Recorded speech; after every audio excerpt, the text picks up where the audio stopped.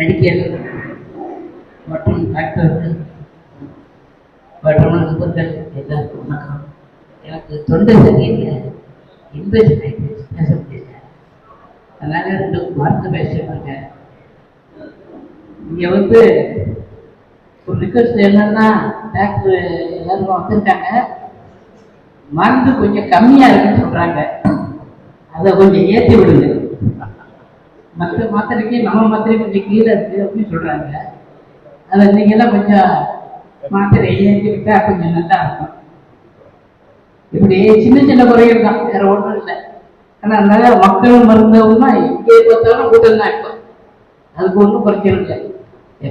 மக்கள் மருந்துக்குமா அப்படின்னு ஓடுறாங்க. இருபத்தி நிற்கிறேன், நான் பார்க்குறேன், ஊராக பார்க்குறேன். அதான்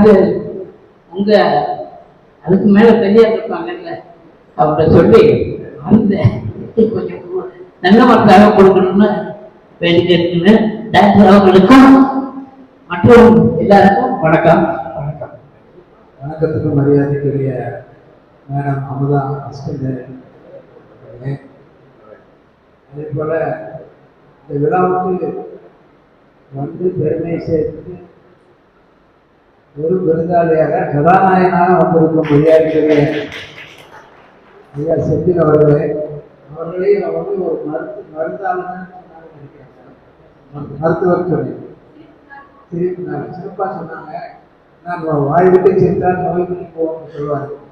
அந்த மாதிரி அவர் நமக்கு நம்முடைய நோயாளிகளுக்கு நம்முடைய நகைச்சுவையின் மூலம் ஏறத்தாழ 30 ஆண்டுகளுக்கு மேலாக நகைச்சுவை நடிகராக நம்முடைய மக்களை எல்லாம் நகைச்சுவையில் மூலமாக கவர்ந்து ஒரு இனிய அனுபவத்தை கொடுத்திருக்கும்.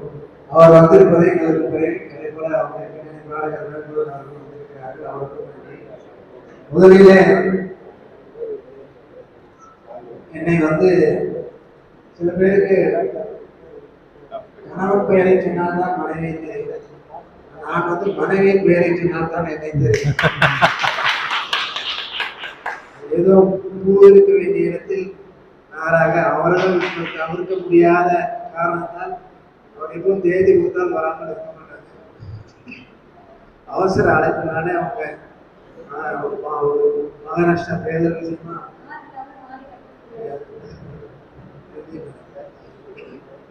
அது இந்த அழைப்பு திடீர்னு வந்ததுனால இன்னைக்கு வர முடியல. அவருடைய சார்பில் நான் வர முடியாத மன்னிப்பு கேட்டுக்கொண்டு, இது ஒரு இனிய அனுபவம். எங்கேயும் என்ன பெரும்பாலும் என்னுடைய மனைவியுடன் கோயிலில் பார்த்துருப்பீங்க, மேடைகளில் பார்த்துருக்க மாட்டீங்க. மனைவியுடன் சென்று கோயிலில் தரிசனம் செய்வேன். பொது நிகழ்ச்சிகள்லாம் பெரும்பாலும் வரமாட்டேன். மேடம் சொன்னாங்க, பின்னின்று இயக்குகிறேன்னு சொல்லி. நான் பின்னின்றும் இயக்கிறது இல்லை, முன்னின்றும் இயக்கிறது இல்லை. அவங்க குறுக்க நிற்கிறது இல்லை. நான் அவங்களுக்கு ஒரு இயற்கையாகவே நான் சென்னை மருத்துவக் கல்லூரியில் கிட்னி ஸ்பெஷலிஸ்டா 2ஆம் ஆண்டு படித்துக் கொண்டிருப்பது திருமணம் நடந்தது. பெரியவர்களாக பார்த்து நடத்திய திருமணம். மருத்துவக் கல்லூரி நாங்களே செய்து கொள்ளவில்லை, பெரியவர்களாக பார்த்து நடத்திய திருமணம். அப்போது அவங்க 2ஆவது ஆண்டு மாணவி. நான் டிஎம் நெஃப்ராலஜி செகண்டே படிச்சிருக்கேன். அப்படின்னா அவங்களுடைய ஆர்வத்தை இந்த மாதிரி ஒரு மேடையில் அவங்க பேசிட்டு இருந்தாங்க. நான் ஆடியன்ஸ் உட்காந்துட்டு இவங்க தான் சொல்லி யாராக காமிச்சாங்க. என்னுடைய உறவு அவங்க ஆர்வத்தை எங்களை திருமணத்தை நடத்தி வாழ்த்திய மரியாதைக்குரிய தலைவர் எம்ஜிஆர் அவர்கள் சொன்னார்கள். வருங்காலத்தில் அவருக்கு என்ன ஒரு தீர்க்க தரிசனமாக சொன்னார் நினைக்கிறேன். அந்த வார்த்தையை சொன்னார். வருங்காலத்தில் அவங்களுடைய ஆர்வத்துக்கும் மக்கள் பணிக்கும் சவுந்தரராஜன் நீங்க மணமகனாகிய நீங்கள் உறுதுணையாக இருக்கணும் அப்படின்னு சொன்னார். பேச்சு அந்த வீடியோ கூட அப்படியே இருக்குன்னு நினைக்கிறேன். அதுபோல அவங்களுக்கு ஒரு அரசியல் ஆர்வம் என்று இருந்ததுனால இன்னைக்கு ஒரு மாநிலம் அல்ல 2 மாநிலத்திற்கு ஆளுநராக இருந்த பொறுப்பை தொடர்ந்து விட்டு அது சொன்ன பொழுது எனக்கே ஒரு அதிர்ச்சியாகத்தான் இருக்குது. ஏன்னா ஒரு சினிமாவில் வரனால ஒரு ராஜ வாழ்க்கை, முன்னாடி 2 பைலட்டு, பின்னாடி ஒரு 8 காரு, ஒரு ஆம்புலன்ஸு, வீட்டு தெருப்பூரம் போலீஸு, வீட்டில் சாப்பாடு, அங்கே ராஜ்பவனில் இந்த பக்கம் திருப்பினா சர்வெண்ட்டு, அந்த பக்கம் திருப்பினா சர்வெண்ட்டு. குடிக்கிறியா காலையில் எல்லாம் வச்சுருவோம், ஜூஸ் வச்சுருவோம், ஹைதராபாத்ல 12 வகையான பிரியாணி போட்டு கொடுக்கறதுக்கு 20 பேர் அங்க இருக்காங்க. ஹைவேல போனா கவர்னருங்கிற முறையில அவங்களுக்கு 0 டிராபிக் நிறுத்திடுவாங்க. மேடம் சொன்னாங்க எனக்கு அது பிடிக்காது வேண்டாம்னு சொன்னாங்க. இல்லை அவங்க டிஜிபி சொல்லிட்டாரு மேடம் என்ன மன்னிச்சுங்க, இது வந்து ஹோம் மினிஸ்ட்ரி ஆர்டர், அதனால நம்ம அது ஒன்றும் பண்ண முடியாது. அவங்களுக்கு மட்டும் இல்லை, அது கவர்னரோட ஒய்ஃபுக்கு வந்து மேடம் கவர்னர் சொல்லுவாங்க. இங்கே கூட பார்த்துருப்பீங்க, கவர்னர் இருக்கப்போ அவங்க ஒய்ஃப் பக்கத்துல தான் இருப்பாங்க. அது வந்து சட்டப்படி சட்டபூர்வமாக அனுமதிக்கப்பட்ட முறை. கவர்னர் சொல்ற மாதிரி கவர்னர் ஒய்ஃப் வந்து மேடம் கவர்னர் சொல்லுவாங்க. அவங்க கவர்னர் சொல்றப்போ மிஸ்டர் கவர்னர் சொல்லுவாங்க. எந்த நிகழ்ச்சியா இருந்தாலும் அது சுப்ரீம் ஹைகோர்ட் ஜட்ஜோட பதவியேற்பு விழாவாக இருக்கட்டும், முதலமைச்சர் பதவியேற்பு விழாவாக இருக்கட்டும், அமைச்சர் எதுவாக இருந்தாலும் அவங்களுக்கு ஒரு நாட்காலி கொடுக்குறது. அதுக்கு பக்கத்திலேயே எனக்கு ஒரு நாட்காலி கொடுக்குது. அது வந்து 2 மாநிலத்தை அந்த இவ்வளவையும் விட்டு போட்டு அவங்க வந்து திடீர்னு ஒரு நாள் இப்படி வந்து மக்களை தென் சென்னை மக்களை நம்பி வந்து நின்னாங்க. சகோதரர்கள்லாம் நல்லா உழைச்சாங்க. அது ஒரு வேறு வேறான அனுபவம். அதனுடைய பணியில் கட்சி என்னை ஒரு சாதாரண தொண்டராக சேர்ந்த என்னை இன்னைக்கு அகில இந்த அளவில் செக்ரட்டரி கொடுத்து, ஸ்டேட் பிரசிடென்ட் கொடுத்து, இந்த மாநிலத்துக்கு கவர்னர் பதவி கொடுத்து எவ்வளவு பண்றதை வந்து தேர்தல் நேரத்தில் தேர்தல் என்பது ஒரு போர்க்களம். இவ்வளவு பண்ண கட்சிக்கு நான் என்ன பண்ண போறேன், உட்காந்து பிரியாணி சாப்பிட்றதுக்கா? நான் வந்து நானும் மக்களா போய் கட்சிக்கு வேலை செய்யறேன்னு சொல்லி ஒரு நல்ல உள்ளத்தோட தான் வந்தாங்க. அதனுடைய விளைவுகள் எப்படி இருந்தாலும் அதனுடைய தொடர்ச்சியாக இதை ஏன் சொல்றேன்னா, அதனுடைய தொடர்ச்சியாக நேற்று நைட் திடீர்னு ஒரு 10:30 மணிக்கு வந்தது. இன்னைக்கு மகாராஷ்டிரா எலெக்ஷன் பற்றி டிஸ்கஷனுக்கு மத்திய அமைச்சர் பூவேந்தர் யாதவ் வர்றாரு. அவர் வந்து உங்களை வெயிட் பண்ண சொல்லியிருக்காரு. நாளைக்கு ஒரு டிஸ்கஷன் பேனல் இருக்காது, ஏன்னா நான் சொல்ல மாட்டேன். கமிங் டு தி சப்ஜெக்ட், இந்த நிகழ்ச்சி ஒரு சிறப்பான நிகழ்ச்சி என்றால் இந்த ஃபார்மசிஸ்ட் ரெகிஸ்ட். ஃபார்மசிஸ்ட் அப்படிங்கிறது வந்து ஒரு கடைக்கு போனோம்னா ஷோகேஸ்ல போகும்போது தெரியும். நீங்க ஷோகேஸுக்கு பின்னால ஒரு அன்சங் ஹீரோஸ், ஷோகேஸ் பின்னால முகத்தை மறைச்சிட்டு பில்லு மட்டும் வாங்கிட்டு பணத்தை வாங்கி முதலாளிக்கு சம்பாதிச்சு கொடுக்குறோம். அதனால heroes behind the unsung heroes hidden behind the showcase. Billing கவுண்டருக்கு பின்னால் நீங்க பில்லு போட்டு முதலாளிக்கு பணம் வாங்கி கொடுத்துட்டு உங்களுடைய பணி சிறப்பானது. ஏன்னா மருத்துவர்கள் பணி எவ்வளவு எல்லாம் சொல்ல முடியாது. சாப்பாடு பின்னாடியா வெள்ளியா சுடுதண்ணியா பச்சை தண்ணியா சாப்பிட்டு இடைவெளியில சாப்பிடணும். அதை வந்து விளக்கமா அங்க சொல்லியிருப்பாங்க. இருந்தாலும் இவ்வளவு சேர்த்து சாப்பிடலாமா, சாப்பிடலாமா இவ்வளவு சொல்ற பொறுமை உங்களுக்கு வேண்டி இருக்கிறது. அதனால உங்களுடைய பணி வந்து சிறப்பானது.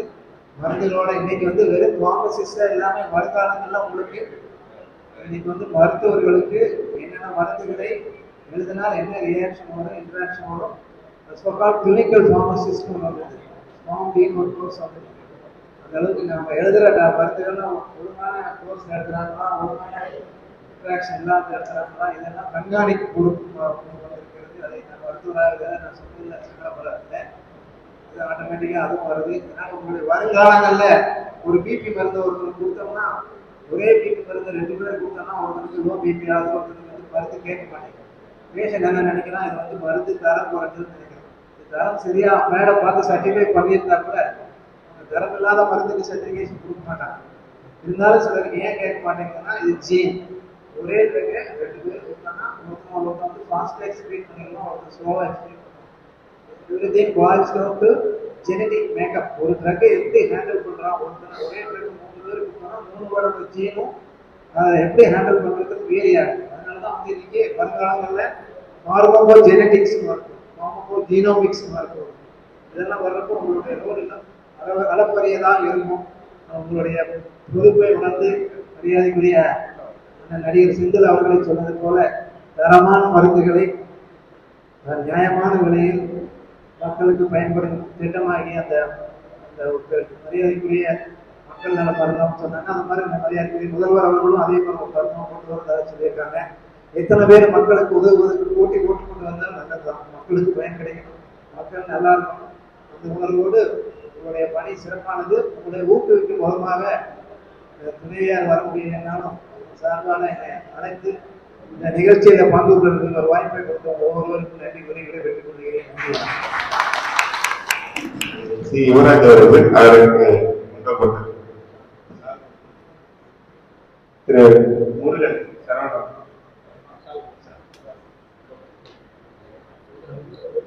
மேலே இருக்கு.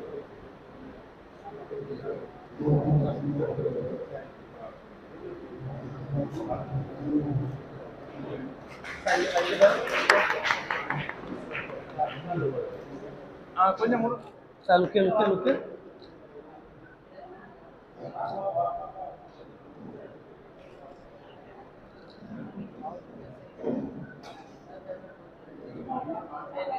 மேம் ஓகே மேம் மேம் இங்கே பாருங்க இங்கே பாருங்க ஓகே சார் கொடுங்க சார் லுக்கே sir please wait sir wait sir wait sir okay thank you.